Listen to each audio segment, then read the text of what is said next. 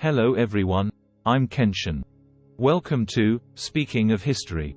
Please take a moment to subscribe, like, comment, and share, and also turn on the notification bell. Thank you. Today's historical discussion is about the Arab Spring that shook the Middle East. In September 2022, amid global protests, Iran, known for its strict social control, witnessed massive demonstrations in cities like Tehran. What triggered this? Amini, from Iran's western Kurdistan province, was arrested on September 13 in Tehran while visiting family, allegedly for not wearing her headscarf properly. She lost consciousness during detention and passed away in the hospital on the 16th. Though authorities claimed she died of a heart attack, photos circulated on social media showing bloodstains, raising suspicions of police violence. Her family asserted she had no health issues before arrest.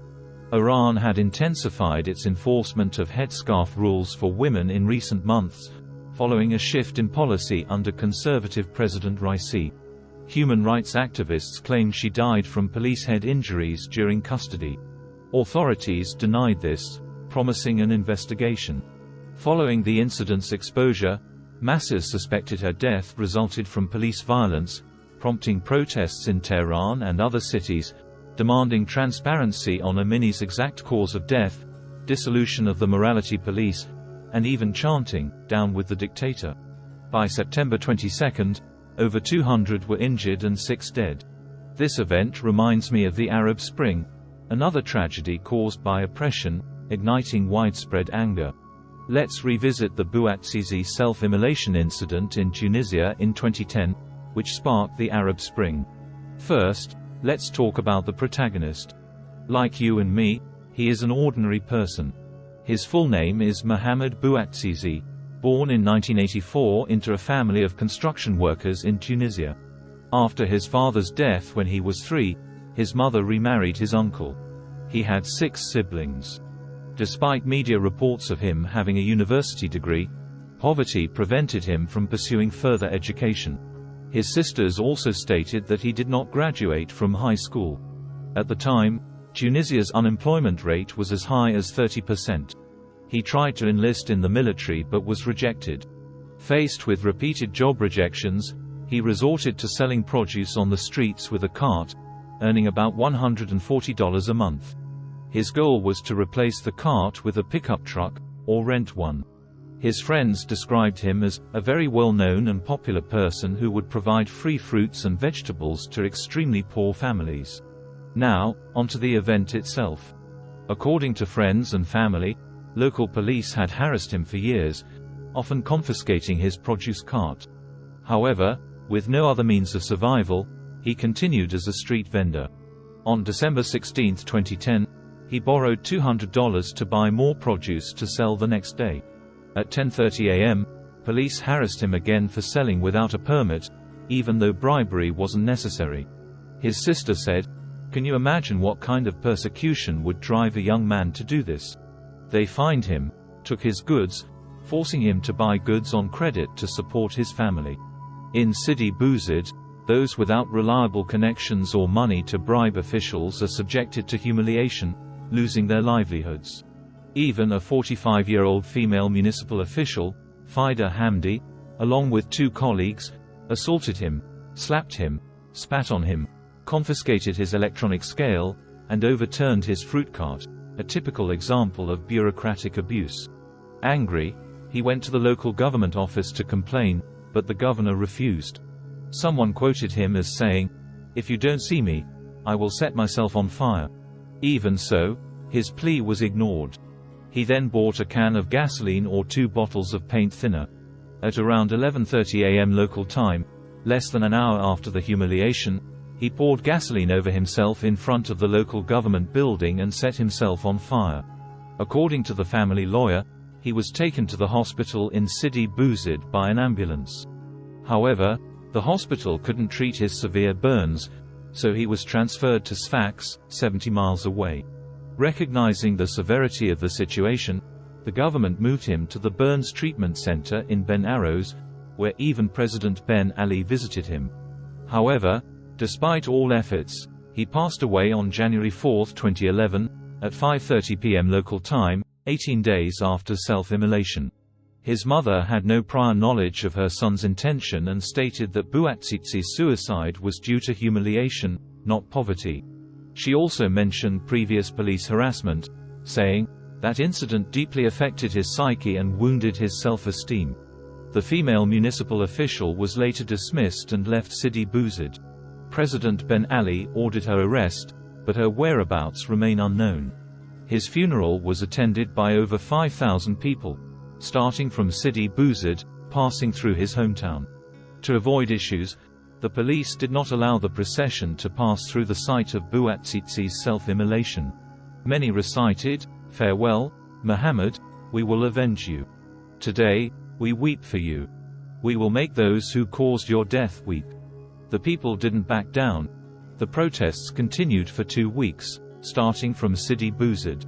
Attempts by the police to quell the unrest further incited violence and clashes. The protests even spread to more towns, culminating in a wave of protests in the capital, Tunis. The intense anger of the masses led President Ben Ali and his family to flee on January 14. Initially attempting to go to Paris, they were refused by the French government, eventually seeking refuge in Saudi Arabia, which also faced criticism from its citizens. It's unlikely he anticipated that his 23-year authoritarian rule would end with the uprising of the disenfranchised populace. However, this wave didn't end so easily. It rapidly spread across multiple Arab countries, aiming to end the long-standing authoritarian and corrupt regimes in the Middle East. Several men emulated Bouazizi's self-immolation, earning him the title Brave Martyrs of the New Middle East Revolution, forcing governments in Egypt, Libya, Yemen, Syria, Algeria, and Sudan to concede. Consequently, many long-standing political strongmen and dictators in Egypt, Libya, Yemen, Algeria, and Sudan fell one after another, like a series of falling dominoes, an outcome unforeseen by many. A month after Bouazizi's death, on February 4, 2011, the mayor of Paris announced the naming of a place in Paris as Bouazizi, in his memory.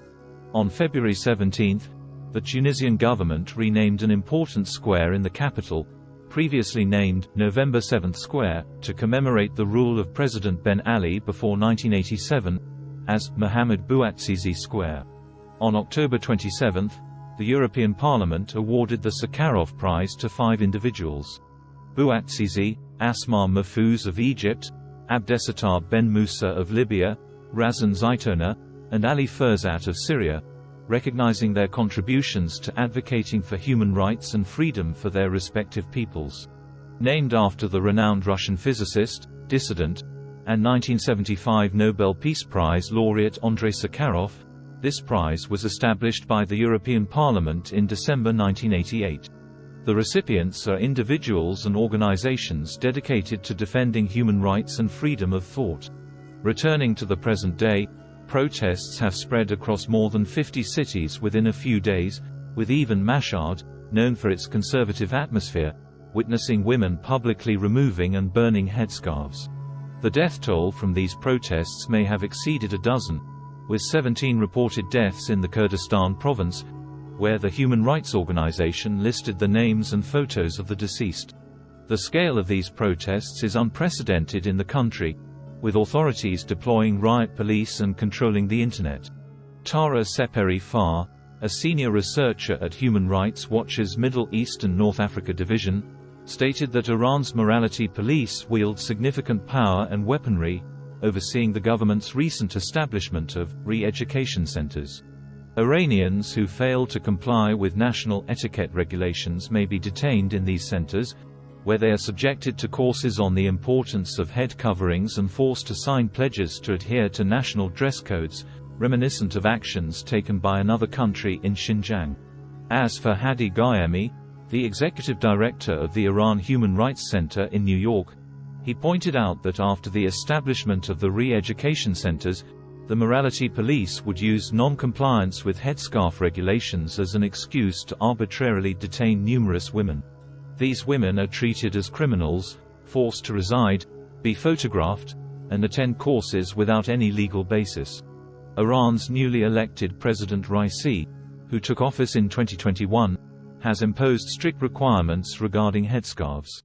In July, he emphasized that improper wearing of headscarves constitutes corrupt behavior in Islamic society, allegedly calling for relevant institutions to strictly enforce these regulations to avoid undermining religious values. This radical behavior aims not only to maintain control but also to garner support from conservatives. However, prolonged arrogance leads to mental rigidity. They never expected that Amini's death would invite severe criticism of the regime and the system, potentially shaking the government. To be modest, using religion as a tool for governance is the most evil, comparable to Hitler and Xi Jinping. The only way to eradicate such dictatorial rule under the guise of religion is for the people to awaken completely. Fortunately, after passing US scrutiny, Musk's Starlink has been made accessible to the Iranian people, breaking through internet censorship imposed by the government, perhaps signaling that change is imminent.